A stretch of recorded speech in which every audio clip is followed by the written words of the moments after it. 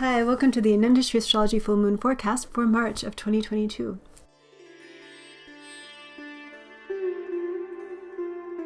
The moon is waxing, the energy is increasing. How are you feeling? The moon is waxing, getting bigger and brighter. And on March 18th at 12:18 a.m. Pacific time, the moon will reach its peak brightness, the end of the Purnima Tithi, and begin to wane again. Openness, expansiveness. It's a time when you often may feel more energy or a desire to connect with others, and maybe even feel like you've got a lot on your plate or too much to do. This full moon is, in the northern hemisphere, the full moon of spring. It falls just 2 days before the vernal equinox, the spring equinox, when the forces of darkness and light are in perfect balance. This is the beginning of spring. So there's a sort of tipping point we're at here. And it is a little bit like an upheaval. Life is awakening. Energy is coming up and forward. And this particular full moon has a very auspicious quality of renewal and connectivity imbibed in it. In India, this is the full moon of Holi, the festival of colors, known for its colorful powders and paints. These colors represent the vitality of life's renewal, the new season of spring coming forward. The Holi full moon falls in the nakshatra of Uttara Phalguni. Uttara Phalguni is a nakshatra that is represented by the wedding bed. It's said to be the very auspicious, very good luck star for weddings. In fact, it's the nuptial star of Lord Shiva and Shakti.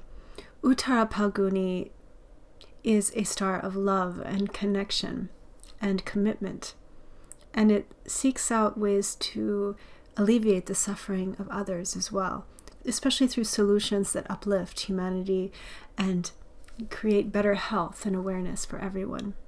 This full moon is in the Vedic sign of Virgo, and the natural ruler of Virgo, Mercury, the one who's communicating and the one who's carefully discerning what is next in life, he is placed with Jupiter, a very expansive and really optimistic lineup for this full moon. So it does seem like things are opening. It can ease travel restrictions, and it can help with envisioning the future and what you want to do. In many places in the world at this time, the restrictions of the pandemic are dropping away somewhat.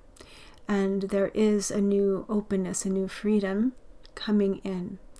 So this is a time to step out in a way. It's appropriate. This full moon of Holi is all about connection, renewal of connection with families and neighbors and friends. And it's also about allowing the grievances and the negativities to be left behind. It's about forgiveness, self-forgiveness, and also the forgiveness of others. So this is a full moon of peace and unity. And we certainly do need that right now. Since the Venus and Mars conjunction that I spoke about last month began, the Graha Yuddha, the planetary war, we've seen the tragic situations of war arising in the Ukraine and in other places as well. And perhaps even in your life, there's been more tension. Graha Yuddha, planetary war, is beginning to separate. And this is good news. So it's my prayer that it will allow for more negotiations and communication in Russia and the Ukraine, but also in all places of our hearts where we feel in conflict.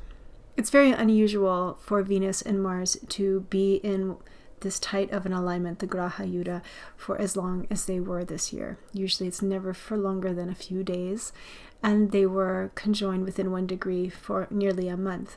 And also it was magnified by the periodic episode of the alignment of Kala Sarpa Yoga, definitely bringing in an element of the collective karma that needs to be worked out on top of all of this conflict.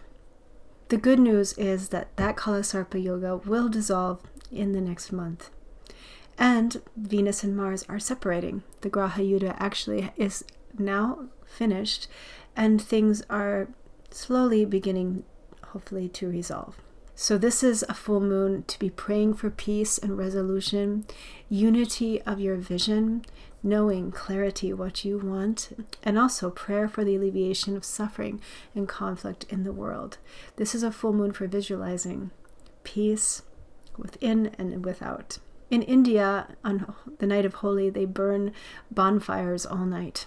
And these fires of spring, these bonfires, are said to be burning away the grievances or the anger, the conflict in the neighborhoods, in the families, and within the world.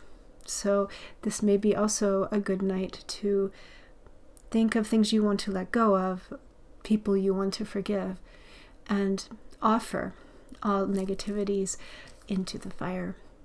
We're at the cusp of a paradigm shift. We have many planetary shifts, planets changing signs in April. Rahu and Ketu will change signs, Jupiter will change signs, and Saturn, all within the month of April. So this is definitely sort of a time of recalibration we're already in.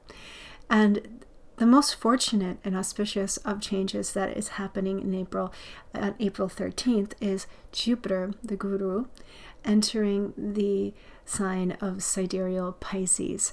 This is a very fortunate transit, especially for those in Jupiter dashas or people who are, have a prominent sign of Pisces in their chart.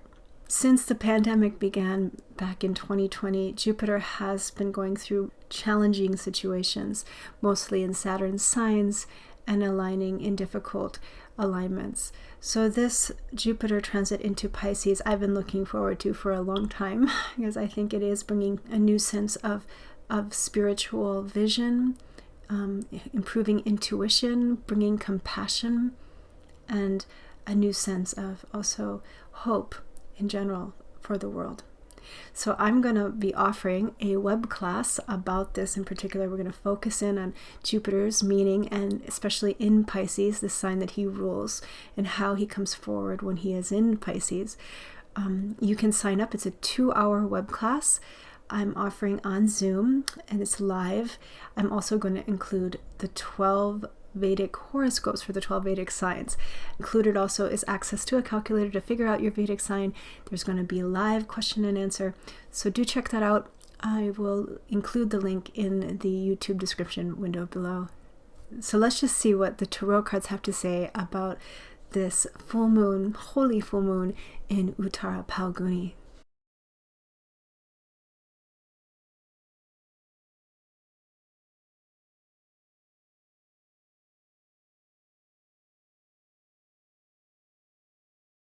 Okay, so the first card that came through is the Queen of Discs. The Queen of Earth. This moon is in the sign of Virgo, in an earth sign. And there is something about planting seeds now, right, as we move into spring, this changing season. And the vision of how we're moving forward. It's a lot of fertility, a lot of renewal in Uttara Phalguni. And the Three of Wands. There's that holy fire I was talking about, but also this card actually represents the sun in Aries, which actually in the tropical zodiac, the one based on the sun's movements that they use in Western astrology, the equinox, which is falling 2 days after this full moon, is the day that the sun enters Aries. So it's really the reset button, the new year, because Aries is the first sign. So this is the real kind of solar new year, you could say, coming up. So there's something really, an opportunity here to really begin something too, I feel like. To collaborate, to reconnect with others and also with your heart. Here, the Prince of Cups is the last card.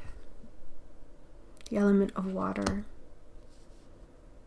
the element of relationship, and what's going to be coming forward as Jupiter moves into Pisces is a lot of this water element, the connection, the unity with the self and with others. Looking also at the truth in situations, in power struggles, in how we expect others to meet our needs, or how we hold grudges or secrets.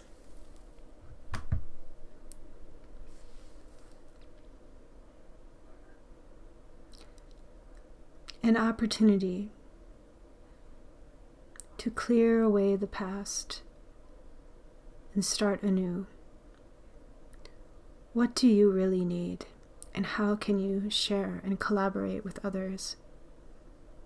There's so much creativity in this moment, in this tipping point of light and darkness.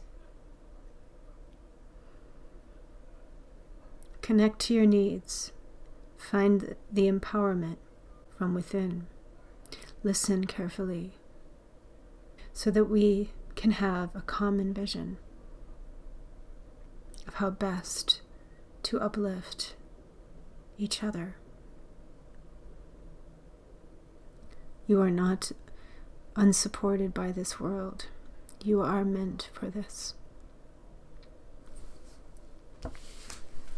Okay, so thank you for coming to the full moon forecast.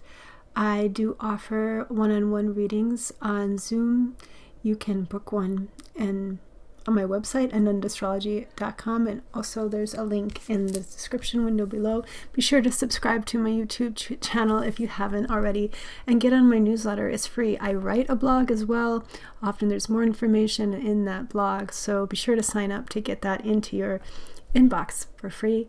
And yeah, check out my Zoom class. It's coming up next month for Jupiter and Pisces, and I will see you soon on the next new moon. Happy Holi, everyone. Happy Holi.